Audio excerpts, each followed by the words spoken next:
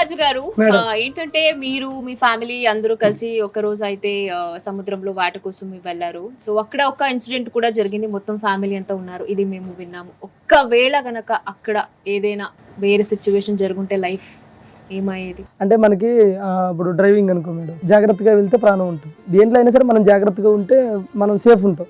కానీ ఒక్క ఫిషింగ్ ఒకటే, అంటే పడవ తీసుకుని సముద్రంలోకి నదిలోకి వెళ్ళిన తర్వాత తిరిగి వచ్చే వరకు మనం ఉంటామో లేదని తెలియదు. అలాగే అమ్మ నాన్న వెళ్ళిన తర్వాత సడన్ గా ఏమైందంటే గాలి ఎక్కువ లేచింది నదిలో, అలలు పెద్ద పెద్దగా రావడం. ఇంకా వాళ్ళు కూడా హోప్స్ వదిలేసుకున్నారు, ఇంకా చనిపోతామని ఫిక్స్ అయిపోయారు. ఫిక్స్ అయి పడవని అలా వదిలేసి ఒకరినొకరిని పట్టుకుని అలా కూర్చుని పోయారంట. మాకేంటంటే ఏదైనా గట్టిగా తుఫాన్ అట్లా వచ్చినప్పుడు నది దగ్గరికి వచ్చి అందరూ చూసుకుంటారు అన్నమాట. అందరూ వస్తున్నారా, వచ్చేసారా, ఒడ్డుకి లేదా, ఎవరైనా రాకపోతే వెళ్దాము, 2-3 ఇట్లా ఏదైనా హెల్ప్ అట్లయినా చేద్దాం.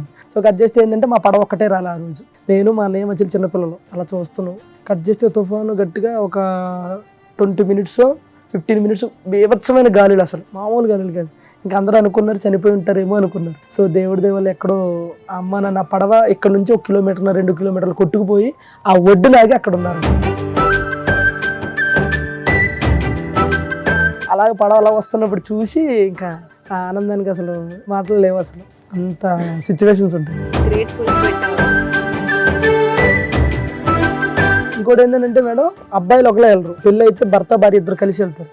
ఆడవాళ్ళు కూడా వెళ్తారు, ఒక్కోసారి పిల్లలు కూడా తీసుకుని వెళ్తారు. ఒక్కోసారి భర్త భార్య పిల్లలు చనిపోయిన రోజులు కూడా ఉన్నాయి పడవలు. ఇంకా అదే వృత్తి కాబట్టి ఇంకా తప్పదు.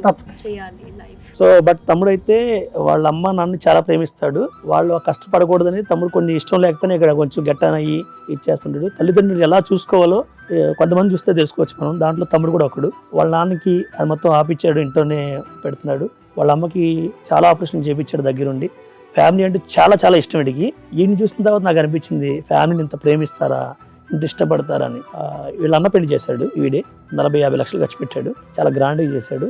నాకు అనిపించింది అన్నమాట, తమ్ముడు నువ్వు సూపర్ రాని. ఇడికి కొన్ని ఇష్టం ఉండవు, ఇక్కడ ఉండవు, బయట ఊరెళ్ళిపోతాను, ఇది నాకు నచ్చట్లేదన్నా, ఎక్కట్లేదన్నా అంటే నేను చాలాసార్లు ఆపాను. తమ్ముడు నువ్వు చాలా టాలెంట్ రా, ఉండరా, నువ్వు అక్కడికి వెళ్ళినా మళ్ళీ ఎలాగైనా ఇక్కడికి రావాలరా నువ్వు, బట్ లేదన్నా నాకు ఇష్టం లేదన్నా, నేను జాబ్ చేసుకుంటాను, ఇది అంటూ. బట్ ఫ్యామిలీని ఎలా చూసుకోవాలో తమ్ముడిని చూసి చాలా మంది ఏమో కానీ నేనైతే కొన్ని నేర్చుకున్నాను చూసి, ఫ్యామిలీ కోసం ప్రాణం ఇచ్చేస్తాను. ఇలాంటి పర్సన్ దొరకడం వాళ్ళ ఫ్యామిలీ అదృష్టం. సో చాలా లక్కీ మీరు. అలాగే ఒక ఫ్యామిలీ మ్యాన్ ఉండి త్వరలో మీరు ఇంకొక ఫ్యామిలీ కాబోతున్నారు. ఫ్యూచర్ కి కూడా ఆల్ ది బెస్ట్. అండ్ ఇంకోటి ఏంటంటే ప్రతి ఒక్కరు అడుగుతున్నారు, అండ్ ఇక్కడ వీళ్ళకి కూడా అంతే ఈ క్వశ్చన్ గురించి డౌటే ఉంది. ఏంటంటే నెక్స్ట్ season 8 బిగ్ బాస్ లో ఆఫర్ వస్తే మీ ఇద్దరిని మేము చూడొచ్చా? తమ్ముడు చూడొచ్చు నాకు తెలిసి, ఎందుకంటే తమ్ముడు బిగ్ బాస్ లోకి వెళ్తే మీలాగే నాకు తెలిసి, ఐ థింక్ ఓపెన్ బుక్ తెరిచిన పుస్తకం అనమాట. లోపల ఒకటి పెట్టుకుని బయట ఒకటి పెట్టుకుని అంత యాక్టింగ్ చేయలేడు, ఓపెన్ గా ఉంటాడు. అంటే బట్టలు వేసుకుంటూ కాదు, ఓపెన్ గా మాట్లాడేస్తాడు. తమ్ముడు వెళ్తే చాలా మందికి నచ్చుతాడు, చాలా మందికి కనెక్ట్ అవుతాడు. ఇది మంచి తెలుస్తుంది, ఇది చెడు నాకే తెలుసు కొంచెం, అది కూడా తెలుస్తుంది. ఇది సాడిజం, సైకో. ఛాన్స్ వచ్చినా సరే వెళ్ళలేడు. నేను బేసిక్ గా బిగ్ బాస్ కి వెళ్ళాలనుకుంటున్నాను కుదిరితే, ఎందుకంటే నేను ఆల్రెడీ ఇప్పుడు బిగ్ బాస్ హౌస్ లోనే ఉన్నట్టు. మా ఇంట్లో మా పిల్లలు, మా వైఫ్, ఆ టాస్కులు, ఆ ఇది మీద బిగ్ బాస్ హౌస్ నాకు చిన్నగా అనిపిస్తుంది. మా అబ్బాయి ఘనశ్యామ్ ఒకరిని హ్యాండిల్ చేస్తే ఒక 10 మందిని హ్యాండిల్ చేసినట్టు, మా ఆవిడని చేస్తే మొత్తం 16 మందిని 20 మందిని హ్యాండిల్ చేసినట్టు. ఇప్పుడు ఇది చెప్తున్నా కానీ ఎన్ని కాదండి, ఇలా చెప్తారు చాలా మంది అదోళ్ళు. బట్ నాకైతే నా భార్య దేవత. సో ఇది జోక్ అండి. మా వైఫ్ వెళ్ళమంటే బిగ్ బాస్ కి వెళ్తాను. వైఫ్ వద్దంటే రిజెక్ట్ చేస్తారా? వెళ్ళరా? అయినా వెళ్తాను, ఎందుకంటే అక్కడ హ్యాపీ ఉంటాడు 3 నెలలు. అలా అనుకుంటారు అంతే, హ్యాపీ ఉంటామని అనుకుంటాం. మీరు అనుకుంటున్నారు కానీ మేమైతే గట్టని అయిపోతాం. మీ ఇద్దరు ఉంటే ఇంకా మర్చిపోతాం, ఎవరు అవసరం లేదు మాకు అన్న ఫీల్ లో ఉంటాను. అంటే మీ మీద గీయాలని కాదు, అర్థం కదా ఆవిడికి నవ్వాలండి. మీరు కనుక వెళ్తే, ఎందుకంటే ఫ్యామిలీ కనెక్షన్, ఈ ఫ్యామిలీ మన ప్రియారిటీ మొత్తం ఫ్యామిలీ అనుకునే పర్సన్ ఎవరైతే ఉంటారో ఉండదండి. అక్కడికి వెళ్ళిన తర్వాత ఒక తల్లిని, ఒక చెల్లిని అందరు సెట్ చేసుకుంటాడు వాళ్ళలోనే. కాకపోతే ఎక్కువ గర్ల్ ఫ్రెండ్ సెట్ చేసుకుంటాడు కదా. చూడు కాసేపు సునామీ వచ్చిందా ఏంటి అనిపిస్తుంది నాకు, ఎందుకంటే అంత సైలెంట్ చేసేస్తున్నాను. ఇప్పుడు తమ్ముడు విజృంభించేస్తాడు, నవ్విస్తాడు.